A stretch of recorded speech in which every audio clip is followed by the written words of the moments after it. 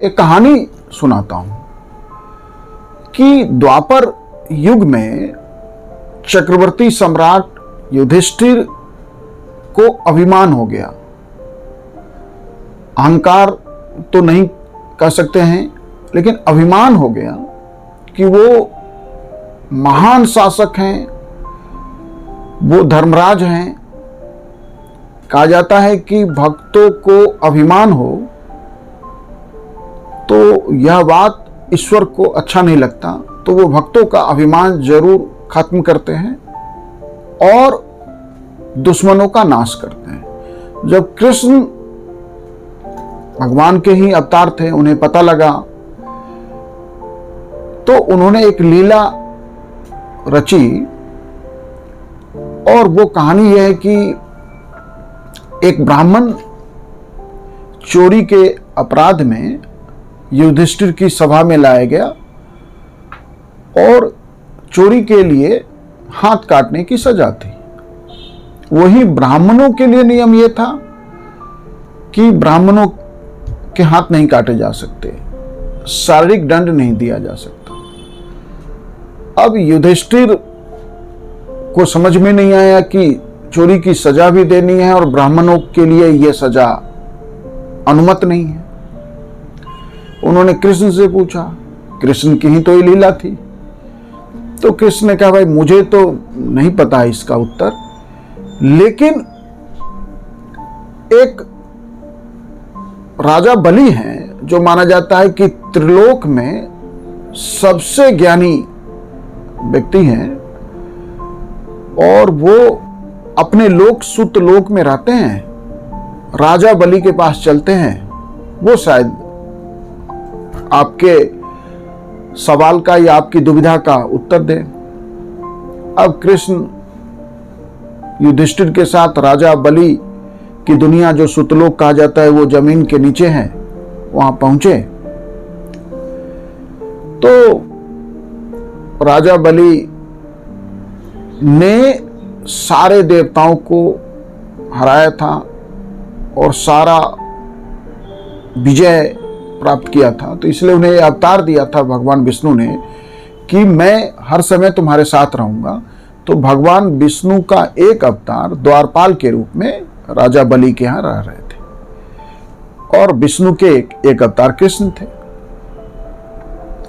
जब पहुंचे तो कृष्ण ने अपने अवतार द्वारपाल से कहा कि राजा बलि को जाके बता दीजिए कि द्वापर युग से पृथ्वी से एक महान चक्रवर्ती राजा युधिष्ठिर आए हैं और उनके साथ श्री कृष्ण भी आए। राजा बलि मिलते नहीं थे किसी से। उसने द्वारपाल ने कहा, जाओ जाओ, ऐसे ही लोग आते रहते मिलने, उन पे टाइम नहीं है। उन्होंने कहा बता तो बोला नहीं नहीं, कोई समय नहीं उन पे। तब युधिष्ठिर ने कहा कि भाई उनको जाके ये बताइए कि कृष्ण आए हैं, उनके साथ युधिष्ठिर आए हैं। उसने कहा मैंने कहा ना कि हम समय नहीं है राजा बलि पे, आप जाओ, टाइम मत खराब करो।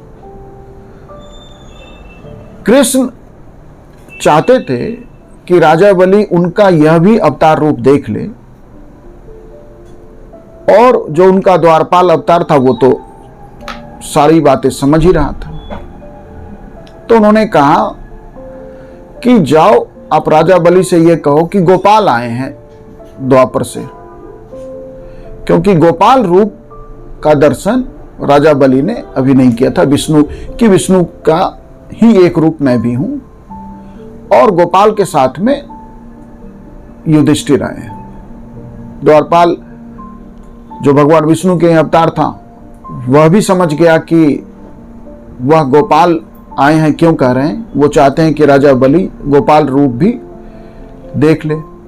उसने ले जाके बिठा दिया, बोला रुको आता हूं। राजा बलि भी सारी सृष्टि को जीता था तो वो अच्छे से जानते थे कि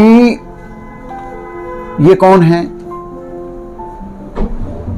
और जो युधिष्ठिर आए हैं उनके मन में सवाल क्या है।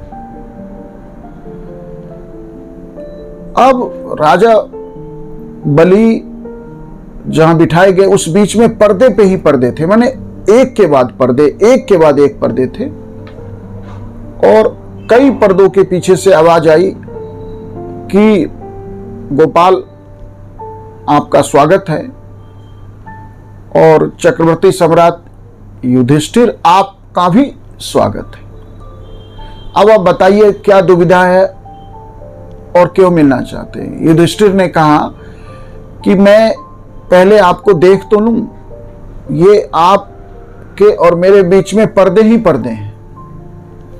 राजा बलि ने कहा कि आप तो द्वापर से आए हैं, मैं तो त्रेता के युग के भी आदमी से नहीं मिलता, मैं सतयुग के आदमी से भी केवल मिलता हूं, और आप जिस युग से आए हैं द्वापर का भी अंत होने वाला है और जल्दी ही कलयुग की एंट्री हो जाएगी, कलयुग का प्रवेश हो जाएगा। तो द्वापर युग की जो बुराइयां हैं वो, आप ठीक धर्मराज हैं, चक्रवर्ती सम्राट है, लेकिन उन बुराइयों का एक लेस मात्र भी मेरे तक ना आ जाए, मैं उसके संपर्क में नहीं आना चाहता, इसलिए मैं पर्दे के पीछे हूं। उसने कहा लेकिन आप सवाल बताइए। उसने कहा कि मेरा सवाल यह है, मेरी दुविधा कि एक अपराधी है जिसने चोरी की है, लेकिन साथ साथ वो ब्राह्मण भी है, और चोरी की सजा अंगभंग है, उसका हाथ काटने की बात है, और ब्राह्मणों का हाथ काटा नहीं जा सकता। तो राजा बलि ने कहा तो कोई समस्या ही नहीं है, तो बहुत छोटा सा समाधान है इसका। यदि किसी राज्य में किसी ब्राह्मण को चोरी करने की नौबत आ गई, चोरी करना पड़ रहा है, तो इसका मतलब है कि उस राज्य के राजा का हाथ काटा जाना चाहिए। युधिष्ठिर को अपने सवाल का उत्तर मिल गया। तो ये एक छोटी सी कहानी मैंने आपको बताई। धन्यवाद, थैंक यू।